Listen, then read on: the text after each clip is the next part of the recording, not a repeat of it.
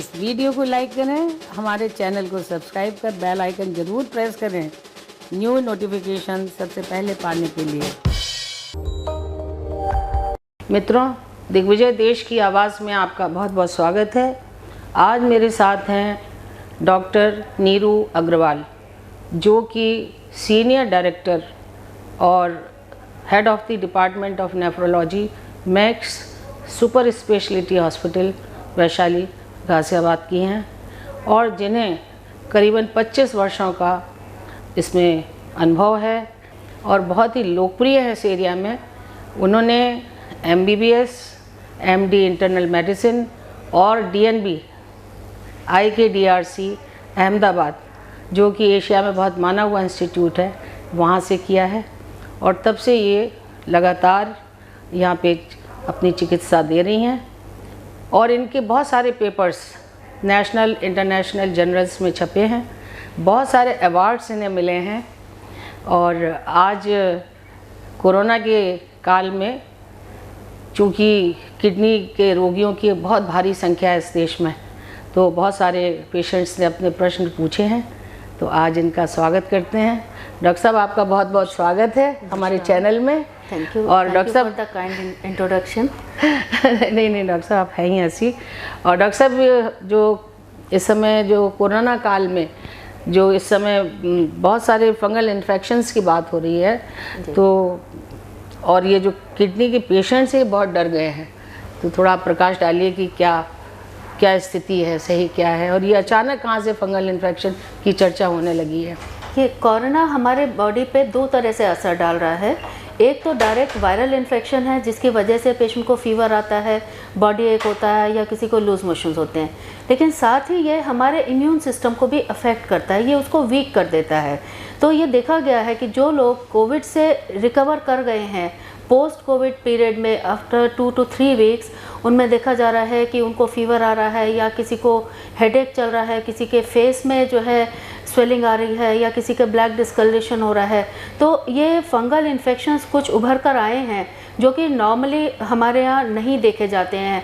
हज़ारों में कोई एक आध पेशेंट होता है, लेकिन अभी हम देख रहे हैं कि ये पेशेंट्स के नंबर बढ़ते चले जा रहे हैं और शायद इसीलिए जो है गवर्नमेंट ने इसको जो है नोटिफाइबल डिजीज़ में भी डिक्लेयर किया है। जी, और डॉक्टर साहब कह रहे हैं कि इसकी दवाई भी नहीं मिल रही है। जी, ये फंगल इन्फेक्शन कई तरह के होते हैं। तो जो आजकल है ये है म्यूकरमाइकोसिस, को कई लोग ब्लैक फंगस भी कह रहे हैं, लेकिन एक्चुअल में ब्लैक फंगस अलग बीमारी है। लेकिन क्योंकि ये स्किन का जो कलर डिस्कलर कर देता है, ब्लैकिश सा दिखाई देने लगता है, तो इसलिए लोग इसको ब्लैक फंगस कर रहे हैं। एक्चुअल में ये म्यूकरमाइकोसिस है, जो हमारे साइनसेस, जो हम सांस लेते हैं, हमारी नोज़ है, नोज़ के साथ ही साइनसेस कनेक्टेड होते हैं, तो उन साइनसेस के अंदर ये फंगल इन्फेक्शन घर कर जाता है और ये हमारी वेसल्स को, बोन्स को, टिश्यूज़ को इन्वेड करता है, जिससे की वजह से आइज़ के अंदर कभी कभी इन्फेक्शन स्प्रेड हो जाता है। कुछ लोगों में अगर ज़्यादा डिले हो जाए डायग्नोसिस में, तो वो ब्रेन तक भी ये इसका असर पहुंच सकता है। और आज अभी तक जब तक कि एंटीफंगल मेडिसिन नहीं होते थे, इसको ऑलमोस्ट 100% मॉर्टेलिटी वाली बीमारी कहा जाता था कि एक बार अगर डायग्नोज हो गया तो आदमी का बचना मुश्किल है। लेकिन आज की डेट में बहुत सारे एडवांसेस हो चुके हैं, हमारे पास कई सारी एंटीफंगल मेडिसिन मौजूद हैं। जैसा आपने कहा कि मेडिसिन अवेलेबल नहीं है, रीज़न ये है कि ये फंगल इन्फेक्शन बहुत ज़्यादा कॉमन नहीं होते हैं, लेकिन इस समय इतने ज़्यादा नंबर्स में आ रहे हैं। जैसे इस समय दिल्ली में कह रहे हैं कि 1000 केसेस हो गए हैं जी। तो अगर इतने केसेस होंगे तो जो कंपनी एक लिमिटेड क्वांटिटी में एम्फोटेरिसिन भी बनाती है, जो कि इसके लिए मेन मेडिसिन है, तो उसकी शॉर्टेज हो गई। तो लोगों और कुछ लोग होर्डिंग भी जैसे सुनने में आया कि लोग कर रहे हैं, तो जो कि मैं सोचती हूँ कि इस पीरियड में कोरोना महामारी के टाइम पे अगर कोई ऐसा कर रहा है तो इससे ज़्यादा गलत स्टेप नहीं हो सकता, क्योंकि सभी लोगों को मजबूरी है, ज़रूरत है और उसका फ़ायदा नहीं उठाना चाहिए हमने। तो अवेलेबल है। अच्छा, इसमें एम्फोटेरिसिन भी दो तरह की होती है, तो एक तो लाइपोसोमल है और एक जो है दूसरी वाली डाइऑक्सीकोलेट वाला कॉम्बिनेशन है। तो जो लाइपोसोमल है वो किडनी को कम नुकसान पहुंचाती है, लेस नेफ्रोटॉक्सिक है और उसे आप लंबे टाइम तक ज़्यादा डोज में भी दे सकते हो। लेकिन जो दूसरा वाला जो हमारा रूटीन कन्वेंशनल एम्फोटेरिसिन भी है, ये बहुत ज़्यादा किडनी को नुकसान कर सकती है और अक्सर यही हम देख रहे हैं कि जिन लोगों को वो कन्वेंशनल वाला एम्फोटेरिसिन भी मिला है उनमें किडनी के एक्यूट किडनी फेलियर के केसेस ज़्यादा देखने में आ रहे हैं। एक्यूट हो रहे हैं? एक्यूट हो रहे हैं। उनको पहले कोई किडनी की बीमारी नहीं थी और उनमें ये चीज़ देखने में आई है।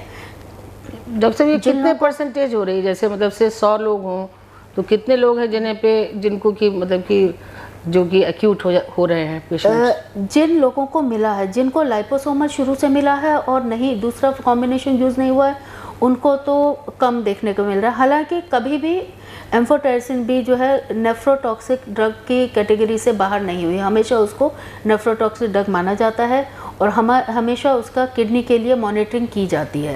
लेकिन जिनको दूसरा वाला कन्वेंशनल एम्फोटेरिसिन बी मिली है, उसमें हम ज़्यादा केसेस देख रहे हैं जिनमें क्रिएटिनिन बढ़ के 4 to 5 तक भी गया है। और हालांकि डायलिसिस भी सिचुएशन बहुत कम पेशेंट्स में पड़ी है। तो ये समझ लीजिए इस समय हमारे हॉस्पिटल में जो कि 500 बेड का कैपेसिटी है और यहाँ पे करीब 10 पेशेंट एडमिट हैं। और ओपीडी में भी हम एक जो कि एक्यूट किडनी फेलियर के हैं। Acute kidney failure due to amphotericin B. नहीं लग पाया इसलिए? लग गया। अच्छा, लग गया। उसके साइड इफेक्ट शॉर्टेज जो है अच्छा। उसका, क्योंकि गवर्नमेंट ने रैशनिंग कर दी है अब, तो वो हम लोग उनको फॉर्म फिल करके दे देते हैं और वो वहाँ से जो है 3 दिन की या 4 दिन की या जैसी उनकी रिक्वायरमेंट्स होती है वो वहाँ से गवर्नमेंट की तरफ से उनको मिल जाती है। तो वो मिल रही है पेशेंट को, लेकिन एक फ्री डिलीवरी नहीं हो पा रही है, एक लिमिटेड डिलीवरी हो रही है। उन्हें 3 दिन बाद नहीं पता होता कि उनको नेक्स्ट डोज मिलेगी या नहीं मिलेगी। तो उसके लिए दूसरे जो अल्टरनेटिव एम्फोटेरिसिन बी की जगह दूसरी मेडिसिन हैं लिक्विड फॉर्म में या इंजेक्शनेबल फॉर्म में, उनके लिए फिर हम लोग स्विच ऑन कर रहे हैं। मतलब डॉक्टर साहब ये कहना चाह रहे हैं कि जिनको वो बी लग गया, हाँ, उनको एक्यूट किडनी फेलियर हो रहा है? जिनको कन्वेंशनल वाला एम्फोटेरिसिन बी लगा है, जिनको लाइपोसोमल वाला मिला है, अच्छा। उनको नहीं है, उसमें रिलेटिवली कम है। नहीं तो मेरा तो ये प्रश्न है कि पेशेंट की तो चॉइस है नहीं कि आप उसे क्या लगाएं। जी, पेशेंट की चॉइस नहीं है, इसीलिए डॉक्टर्स की मजबूरी है, उन्हें दूसरा देना। मजबूरी है, बीमारी ऐसी है, पेशेंट्स की भी मजबूरी है। अगर कन्वेंशनल वाला एम्फोटेरिसिन भी अगर आपको मिल रहा है तो उसके लिए आप उसकी कम डोज से स्टार्ट करें, उसको जो है मॉनिटर करें, किडनी को अफेक्ट तो नहीं कर रही है, तब उसकी डोज बढ़ाएं ग्रेजुअली। अचानक से ज़्यादा डोज में अगर देंगे तो नेफ्रोटॉक्सिसिटी का रिस्क ज़्यादा बढ़ जाता है। नहीं, आप तो एमडी इंटरनल मेडिसिन हैं, तो आपसे ज़्यादा मेडिसिन को कौन समझता है जी। तो आप मतलब क्या एडवाइस करना चाहोगी? ऐसे पेशेंट, पूरा देश आपकी तरफ देख रहा है इस वक्त। जी, मैं सबसे पहली चीज़ तो ये कहती हूँ कि अगर आप कोविड से रिकवर भी कर गए हैं, उसके बाद आप सोचें कि मैं मास्क ना लगाऊं, अब मैं फ्री हूँ, मैं बिल्कुल स्वस्थ हो गया हूँ, ऐसा ना सोचें। अभी हम, क्योंकि आपकी इम्यूनिटी पुअर है, तो आपको जो है अभी भी बहुत एहतियात रखने की ज़रूरत है। जैसे कि मास्क का प्रयोग अभी भी करें, जिन रूम्स में आप रहते हैं वहाँ हवादार होने चाहिए, क्रॉस वेंटिलेशन होना चाहिए। ये जो फंगस हैं ये ह्यूमिडिटी में बढ़ते हैं, इनके स्पोर्स हमेशा हवा में रहते हैं। अगर आप उस ह्यूमिड एयर में सांस लेंगे जहाँ पे स्पोर्स हैं, तो वो इन्फेक्शन आप, क्योंकि इम्यूनिटी अभी आपकी पूरी फुली रिकवर नहीं करी है, तो आप उस इन्फेक्शन को जल्दी कैच करेंगे। तो बेटर ये है कि आप अभी भी मास्क का यूज़ करें, खुले हवादार स्पेस पे रहें और अपना हेल्थ से रिलेटेड, हाइजीन से रिलेटेड सारे पॉइंट्स को फॉलो करें। नहीं डॉक्टर साहब, ये तो ठीक है, लेकिन कई लोगों को तो एक ही डोज लग पाई है कोविड की, दूसरी है ही नहीं, अवेलेबल नहीं है। जी, पहले ये था कि जल्दी लग जाएगी, अब पता लग रहा है 80 डेज के बाद लगेगी। तो गाइडलाइंस रोज बदल रही है, लोग कंफ्यूज हो रही हैं, लोग कंफ्यूज हो रहे हैं। इसका रीज़न ये है कि जो पहले गाइडलाइंस आई, जो लिमिटेड स्टडीज़ हुई थी, उसके बेसिस पर उन्होंने वैक्सीन की डोज बताई कि जैसे आपका कोविशील्ड है, उसमें पहले था कि 4 वीक्स के बाद लगना है। वेस्ट में ज़्यादा यूज़ हो रहा था और यूरोप में स्पेशली, तो जो स्टडीज़ हैं उसमें उन्होंने, WHO ने कहा कि इसको 8 to 12 वीक्स पे करना चाहिए। जब और पेशेंट्स में लगी तो ब्राज़ील में ऐसा हुआ कि वहाँ इसकी शॉर्टेज हो गई, तो उसकी वजह से कई पेशेंट्स 3 से 4 महीने तक लगवा नहीं पाए। लेकिन जब वो लगे, उनको जो है सेकेंड डोज दी, तो उन्होंने ये पाया कि उनका एंटीबॉडी रिस्पांस बहुत अच्छा था। तो डिफरेंट स्टडीज़ जैसे जैसे होती रहती हैं, इवॉल्व करती रहती हैं, तो उसमें और नई नई चीज़ें निकल के आती हैं। और प्लस ये कोविड जो है एक न्यू बीमारी है, पुराना इसका कोई डेटा नहीं है, तो इसमें ये डॉक्टर्स को दिक्कत हो रही है। जी, और हाँ, ये जैसे जैसे गाइडलाइंस चेंज होती हैं हम उसको फॉलो करते हैं, लेकिन वो बेसलेस नहीं है, वो किसी बेसिस पर किसी रीज़न से हुई हैं। तो अगर 3 महीने का उन्होंने अब कहा है कि 3 महीने बाद सेकेंड डोज लगनी है, तो उसमें कोई बुराई नहीं है, क्योंकि ये देखा गया है कि 3 महीने बाद लगने से एंटीबॉडी रिस्पॉन्स और बेटर आ रहा है।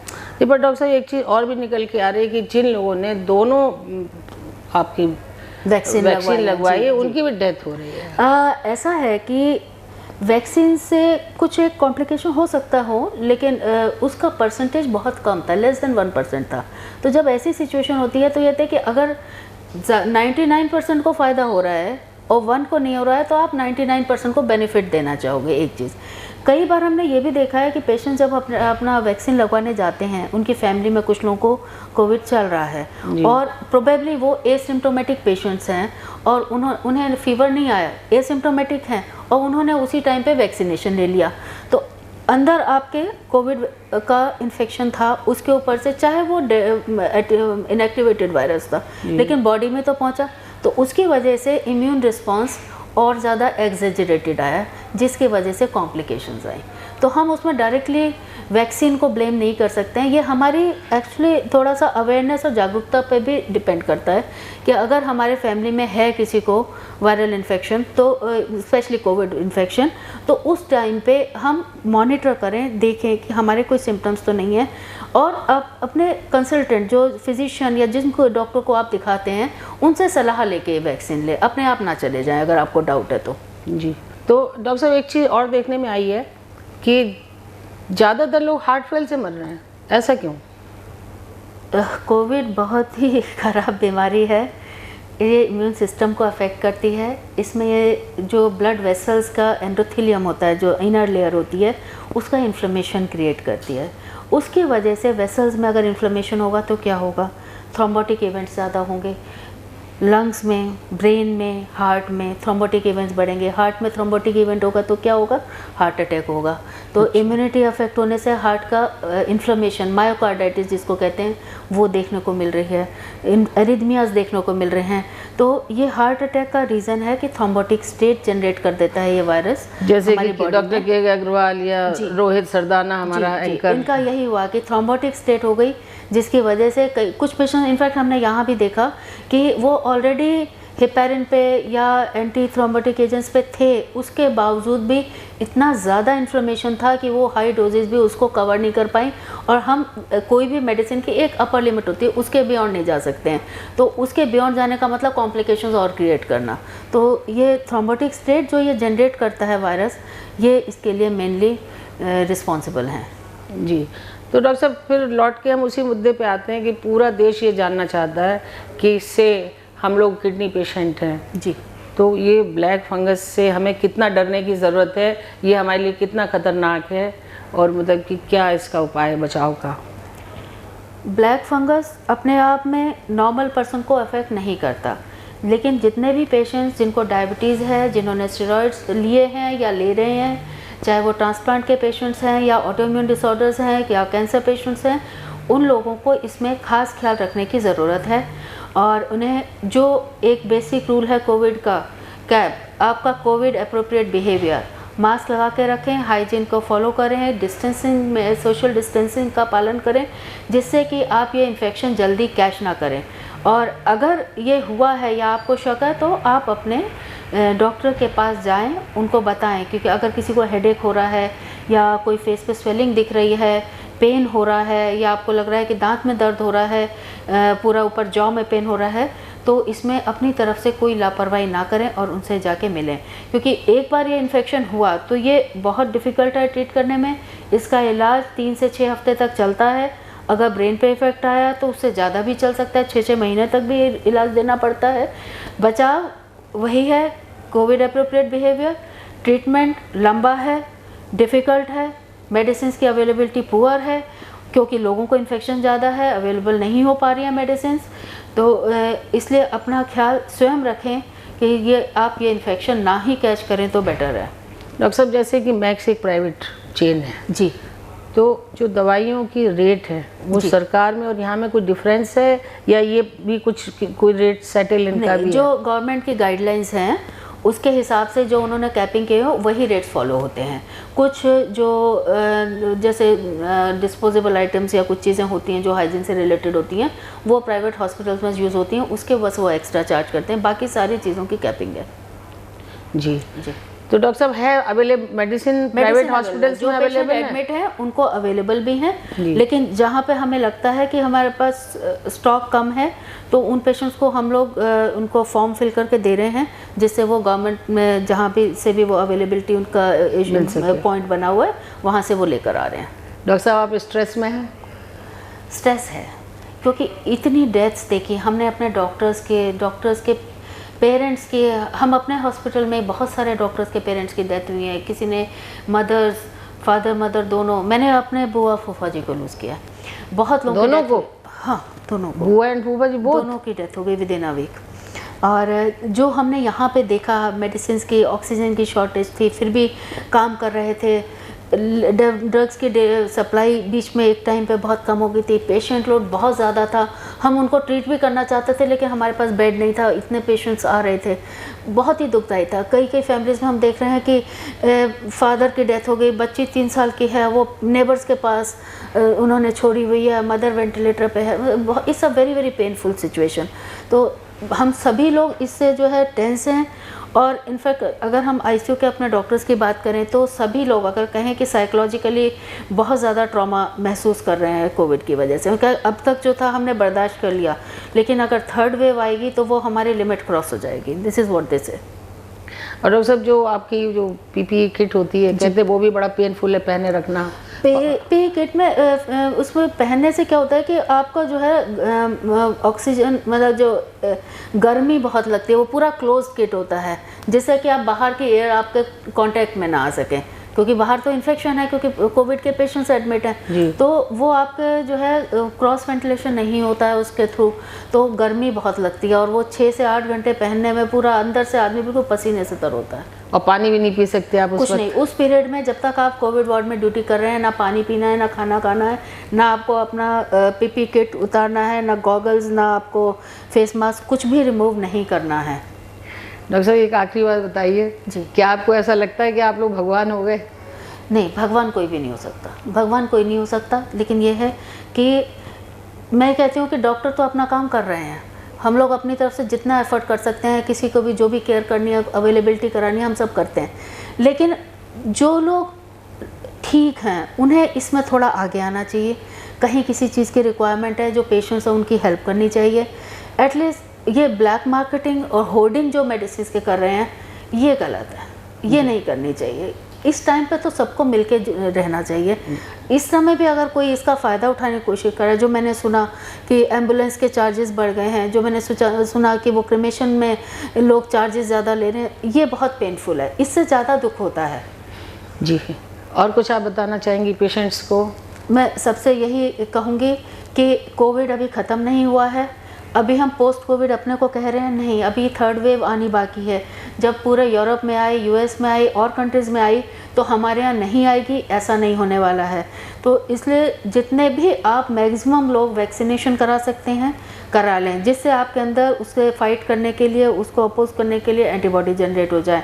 और आप अपना सोशल डिस्टेंसिंग का फॉलो करें, मास्क को अभी भी लगा के रखें, सोशल गैदरिंग्स को अवॉइड करें, कहीं भीड़ वाली जगह पे ना भीड़ क्रिएट करें, ना भीड़ वाली जगह पे जाने की कोशिश करें। थोड़े समय की बात है, एक बार ये इन्फेक्शन ख़त्म हो जाएगा और हम सब मिल के काम करेंगे तभी होगा। डॉक्टर ट्रीट कर सकता है, डॉक्टर आपको गाइड कर सकता है, लेकिन इन्फेक्शन को ख़त्म करने के लिए हम सबको खुद आगे आना पड़ेगा। गवर्नमेंट अकेले से या डॉक्टर अकेले से सब कुछ नहीं कर सकता। जी, थैंक यू। मित्रों, ये हैं डॉक्टर नीरू अग्रवाल। इन्होंने ऑस्ट्रेलिया के रॉयल पर्थ हॉस्पिटल से फेलोशिप भी की हुई है और ये बहुत सेंसिटिव हैं।